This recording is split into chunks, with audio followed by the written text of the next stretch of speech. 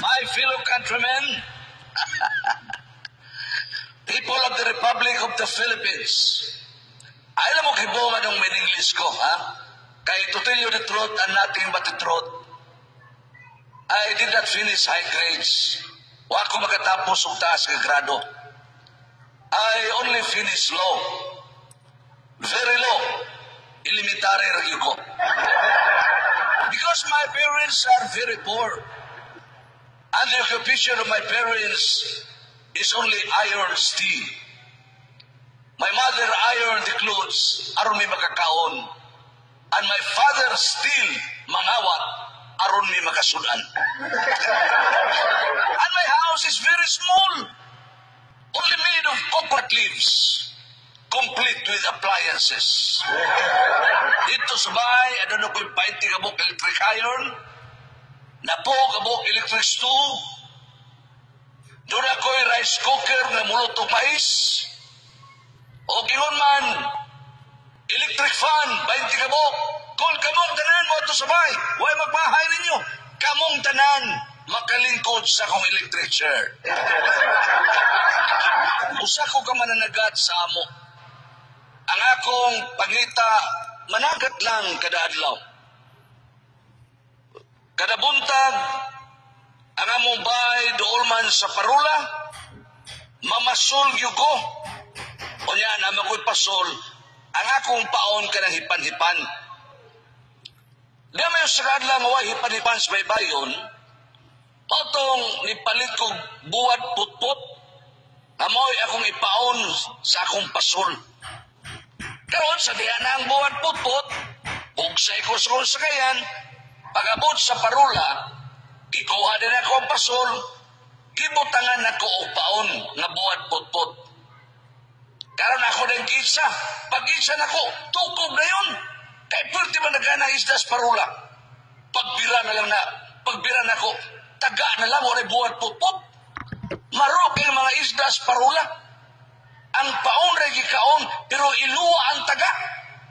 Moto ibutangan na sa nakong buwan putput akong paon. Akong taga. Pag-itsa nako, tukob na yun. Pagbira nako, taga na lang. Waday buwan putput. Haskang maroa sa mga isda. Sa akong kalagot, giitsa nako ang taga. Waday paon nga buwan putput. Taon-taon mitakilid akong masakayan. Pagtaon ako sa katig, doon ang gunay ukoy nagtungko, gisangpit pa ko sa tiban, wanay buwan putput. Kunya kito akong tatay, maotong di mapildi kay ang iyang sikreto, ang pagkamaing tao. May kitong tao akong tatay, maotong ito mapildi yung eleksyon. Kay gani bisag nahimo na siyang kapitan, nag-sideline siyang negosyo, mamaligyag sa aking linungag. Kada buntag akong tatay maglug to naghapag, puno sa saging linungag, musuroy sa among dapit, magsakit, niya magkatawa, kay kapitan na lagi, mupahiyom sa saging linungag, smiling kay akong tatay. Karon diya may mga batanon nga potangan sa tatay o saging, kipariglahan si tatay. Ang iyang baligyan nga saging linungag, ikuha sa hapag. O kunya, kiyatak-yatakan, kitunog-tunuban, nangalata ang saging. Pero wagin masukos tatay, kay kapitan man, ipamunit ang saging nangalata, nagkatawas tatay. Yang ibalik sa hapag, niya lakaw tatay, saging niya, linusak. Moto ko tatay. Ato nga, pagsuna kong politika, nainumdum ko nitong 2004, nga midagan ko pagka-vice governor. O gani sa kong pagdagan, why swerte, kay nadagma amang ko, napildi ko. Mato na naman utana, tiban, nganong napildi man ka? Usaray ako tubag. Napildi ko tungkol sa kong kagabos. Napildi ko tungkol sa kong kapobre. Kay ganit tungkol sa kong kapobre, doon ay mga gabi na magsuga lang kong lamparelya magtanaw kog TV. Labi ang paita.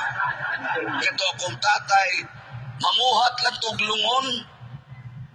Kami niya mga anak, iyang ipa-eskwela, ipakaon, pinaagi siyang pagpamuhat og lungon. Ugway mamatay, wa sa mikaon. Mao nga kada adlaw, mag-ampo mi nga dunay mamatay. Hindi namatay sa amo. Ang namatay, labihan na sa pobriya. Si tatay magipabuhat sa lungon. Wa may tabla, wa plywood. Ang gibuhat ni tatay nga lungon kanang kahoy sa lubi. Labihang haita. Ang minatay nagsigig kahog siyang buko-buko. Ito, pag umarog buhat sa lungon, ang minatay gisuhod sa lungon. Tabunan man ang tiyan, pero ablihan ang naong. Kaya mo man itanahon sa muduaos minatay. Nahibong ko, kada tao nga mutanaw sa naong sa minatay, kuyawan. Nitanaw nilang wiging, hanan. Kuyawan man silang minatay, gimikapan naman. Magyapon, sunod. Initanaw, kuyawan eh. Kung anong kuyawan magkana sila, mauto akong gisus eh. Nga anong kuyawan sila nga mutanaw sa naong sa minatay? Mao dahil kuyawan sila, kay ang gibutang din ni tatay sa may naong minatay, dili magkuno na bildo, sa amin magkuno, di ako mo rin itanaw, di mo yung naong makita.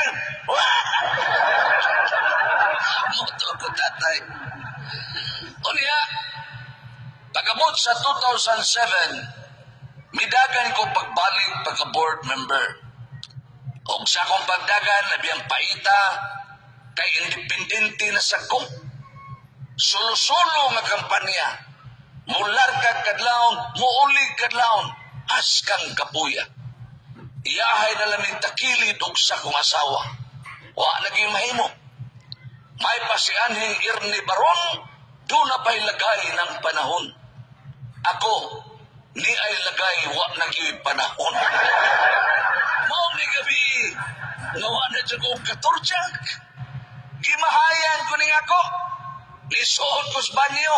Ako ning gitulisok. Kung ano man ka, nagdungad na katao, yun na magkagamatay. Askaw paita. Ugani sa kong pagpangampanya, di nangampanya ko nga doon ako'y malamano nga mupahiyom, ganahan sa ta.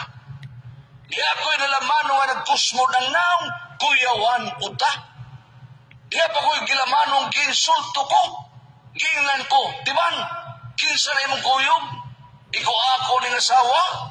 Yung sa kagwapa ni mong asawa, tiban, kabati ni mong naong. Nasaktan ang puso ko. Pero ako siyang gingnan, wa ka ba mahibaw? Diyon sa kunin pagpasugot ang akong asawa. Gitiunan ko na ni kutsilyo. Akong gingnan pagpili. Kining kutsilyo nga may mutapos si mong kinabuhi. O kining ako nga may musapong si mong ihi. Sugot.